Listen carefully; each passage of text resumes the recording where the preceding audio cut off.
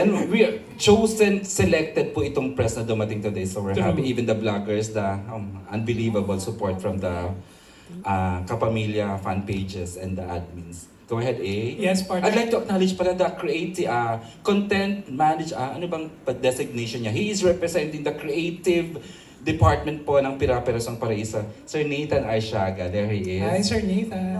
Content Development Head po ng Dreamscape. So if you have really questions related to the plot, to the he can answer questions. And of course, our BUH, andito rin si Miss Kylie Manalo Balagtas. Miss Kylie. Our executive producer, Miss Hazel Parfan. Later on ko natutuloy yung production team natin. They're the hardworking, unbelievable, galing talaga nitong team na to. Go A! Yes, partner. Our next question will come from the president of The Speed and ang entertainment editor ng People's Journal. Nasaksihan niya rin ang journey ni Inay Maria. Wala ba kundi si Tito Eugene Asis. Of course, na, Tito Eugene. Hi. Ay, Stand up lang po kasi naka-inset kayo dun sa ano. okay. Bagets. Siyempre katulad mo, di ba? Kapanahunan. Anyway, magandang hapon, Maricel. Nice to see you again after hindi naman long time, pero talagang nagtutuwa kami pag oras na nakikita ka namin. Oh, anyway, yung bang ngayon, yung ginagawa mo ngayon, para sa iyo ba work ba ito or passion pa rin? Passion. Gusto ko yung ginagawa ko at saka masaya ako. Yung importante yun. Kasi pag hindi ko yung naramdaman, uwi na tayo. Uwi na tayo. Ayoko to, hindi ako masaya dito. Gusto ko masaya ako. Okay. Is that it? Okay, anyway. Doon naman, parang magbe-base lang ako dun sa title na Pira-Pirasong Paraiso. Para sa iyo, ano yung mga pira-pirasong paraiso sa buhay mo ngayon? Ang mga pira-piraso, ay di yung dalawang anak kong guwapo. Yan ang mga pira-piraso kong paraiso. Sila. Tsaka yung mga dogs ko. Si Lola, si Bella, si Mira. Paki-describe naman yung ganong happiness. How do you get happiness from your children and your dogs? Alam mo, kasi pag may edad na tayo, syempre gusto natin yung mga anak natin malapit sa atin, di ba? Lalo pa yung mga anak ko, mga lalaki. So, alam mo na minsan, andap-andap yung titip mo, hindi mo alam, umuwi na ba sila? Nasa kwarto na ba? Yung, di ba parang sa snake ka, parang luka-luka na, nandyan na ba? O wala pa? At their age, ganun pa rin pala si Inay kila doon sa dalawang anak niya na parang, at siya yata ang dahilan ko, ayaw niyang paalisin sa bahay niya yung mga feeling niya, 12 years old, 13 years old pa rin si... Oo, kasi late ako, di ba? Si mami ang nauna nila sa akin. Sa pag-aalaga sa so tinutuloy mo na lang. Tinutuloy ko lang. Tsaka ang kaigihan ngayon kasi hindi ko na sila pinapagalitan. Kinakausap mo na lang. Hindi na pwede yung nagagalit ka, hindi nila feel yun. Ang labo. Dapat sasabihin sa'yo, chill, mga chill. May mga ganon. Oh my God. Ano ba yung mga chill na yan? Dapat alam mo yung mga LOL, OMG, yung mga ganon. Kasi mga abbreviations na mga konti-konting salita. True, yung mga... Hindi ko tuloy alam kung binebenta na nila ako o ano ba. Okay lang yan kasi kahit ako hindi ko alam minsan yung mga ibig sabihin ng di ba? Tito Pero ang Eugene. gagaling nila ng mga bata. Oo, grabe. Tapos yung aso ko naman, pag dadating ako, laging galit. Ay, Parang sinasabi, patingin ka lang, anong oras na? Ito ba ang uwi ng isang tunay na ina? Ha? Ganon. Nagsasalita oo, yung aso. Parang ganon, kasi binabato sa akin yung mga stuffed toy. Ginakanya niya sa akin. Sabi niya ganon, what kind of a mother are you? My goodness, parang ano nga bang oras na nga naman? wow. Hindi pa Sinasagot mo rin naman pala sila. Sorry, sabi ko ganon. Oo, sinasagot, kinakausap ko yun. Silang dalawa. Oo. Kasi yung mga anak ko yan, nakatabi ko sa kama. Recently lang yung fondness mo sa pets, Nay? O matagal ka nang mahilig? Matagal na. Okay. Kaya lang, hindi ko... Kasi namatayan ako ng dog eh. Ay, Kaya at tagal, Hirap ng trauma, no? dalawang dekada yata hindi ako humawak ng aso. Wow. Totoo yan. Mm. Iniyakan mo Kasi yun. iniyakan ko ng todo-todo 20 yun. years. Grabe. Kasi sila ay very loyal, tsaka, alam mo yun, unconditional ang love, di ba? Hindi ka kailangan, pag malungkot ka, kakausapin mo sila. O, kinukuha nila yung lungkot mo. Tinatanggal nila yung lungkot mo.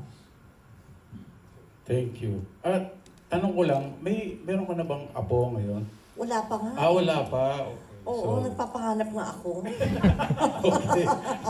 Hindi pa makabuo yung si Ana. Oo, sabi ko, hindi ba pwede ngayon na? Sabi niya, ano yan? Binibili sa department store, mama? Sabi sa akin. Okay.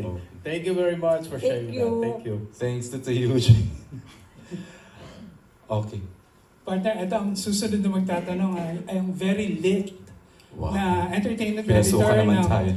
Filipino Star ngayon at pangmasa, wala ba kundi si Salve. Miss Salve. Salve, Hi, Ate Maria. how are you na? Okay lang po. Na-miss niyo isa't isa, ha? Thank you. Close love niya, Ate. Medyo.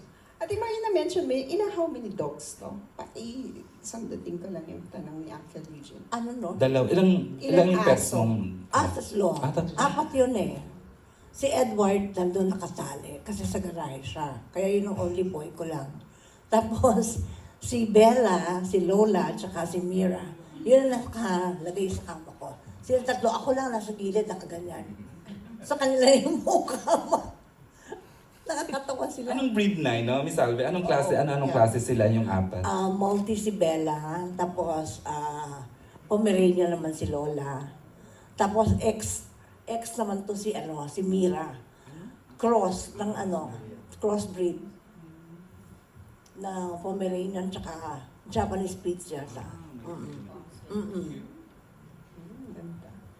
Ay, anyway, Ate Maria, sa dami ng ginawa mong mga project, yung mga na-portray mong character, meron ka pang naisip na gustong gawin? Oh, meron pa. Like, ano? Gusto ko na parang bida kontra bida, parang maiba lang. Hindi to yung... Hindi, iba pa yan eh. Oo. Oo, mas bad. Mas bad. Oo, pero kailangan may redeeming factor. Kailangan may rason. Bakit? Anong rason niya? Ba't ganun? We are, Maricel yun tayong lahat. Meron bang someone na nagbida kontra bida siya? Lagi siyang nagiging phenomenal when she portrays roles like that. Would you... Kaya ko abutin ng langit. Oh, yung ganon, Miss Salve. Kaya kong abutin ng langit level. Strong pero hindi Hindi naman control. super. Strong woman. Pero gusto ko iba. Mas bad pa. Oo, doon. Oo. Pero may reason kung bakit Eh kung wala. Chicken. Pwede. No way. Dapat meron. Okay. Tapos sa mga young stars natin, Ate Maria, sino yung mga talagang hindi mo pa nakakasama, tapos bet mong katrabaho? Ay, gusto ko makatrabaho si Enchong Di. Okay. Tapos yung gwapo. Sino ba to? Gwapo talaga namili ako ng gwapo, di ba? Oo. Si Daniel Padilla gusto ko kasi makatrabaho din. Tsaka etong batang to. Sino yung kasing galing ni Kasing galing. kasing Pero bata. galing siya, oo. Sino tong? Swerte naman ang adjective sa binibigay niya. Garcia? Sino? Oo, yan. Joshua Garcia. Ang galing siya, ha? Wow. Oo. Ang galing siya. Diyos ko, Joshua, if you're watching. Wow. Miss Salve, go ahead. Okay. That's it. Thank you. Thank you. Alam mo, Aaron, happy ako kay Maria. Kay Inay kasi she is surrounded by happy people. Exactly.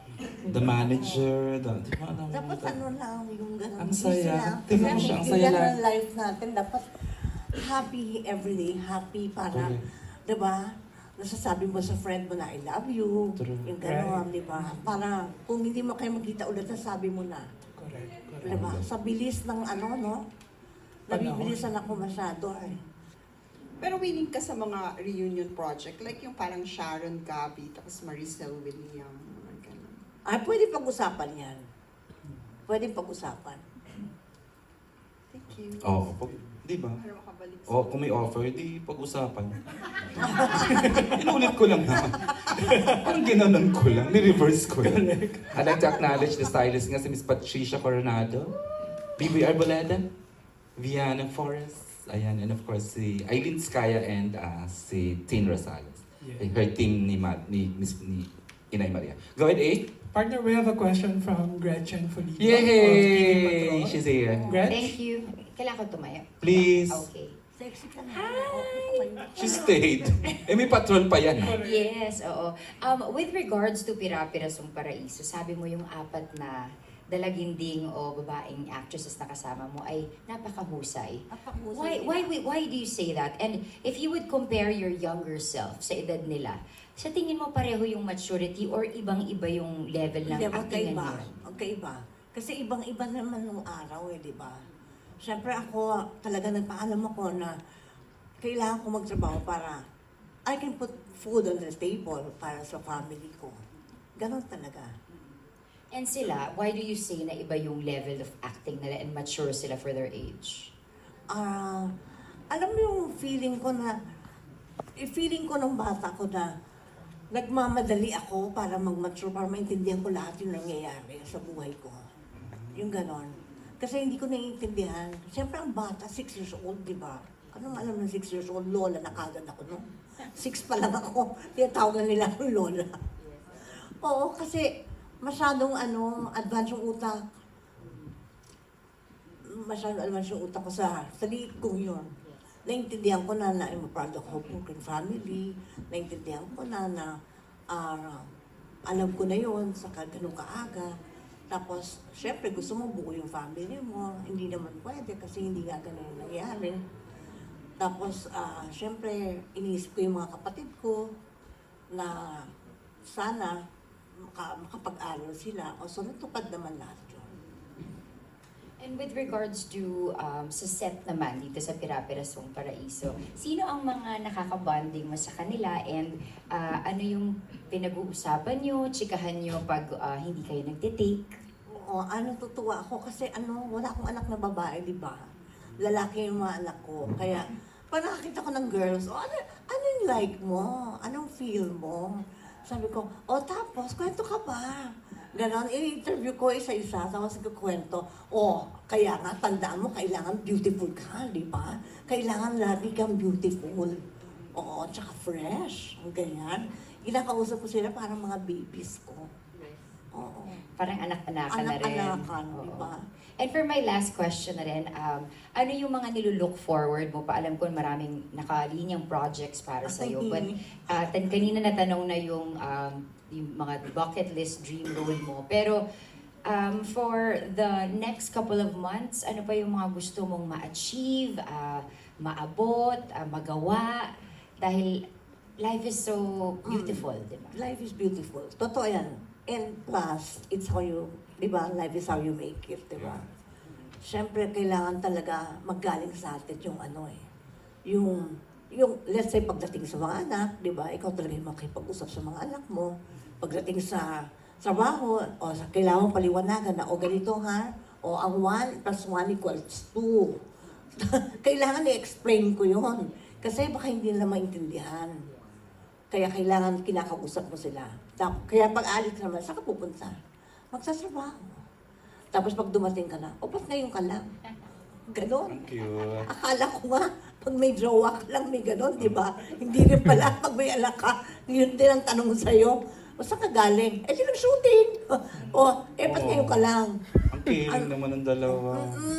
Naku, ang lambing kaya nila. O baka naman napipilitan na lang. Hindi kaya. Hindi kaya. Thank you so much and all the best and congratulations. Thank you too. Kay Amanda. Ha. Talagang tumatak eh. True, Thank you, true. thank you.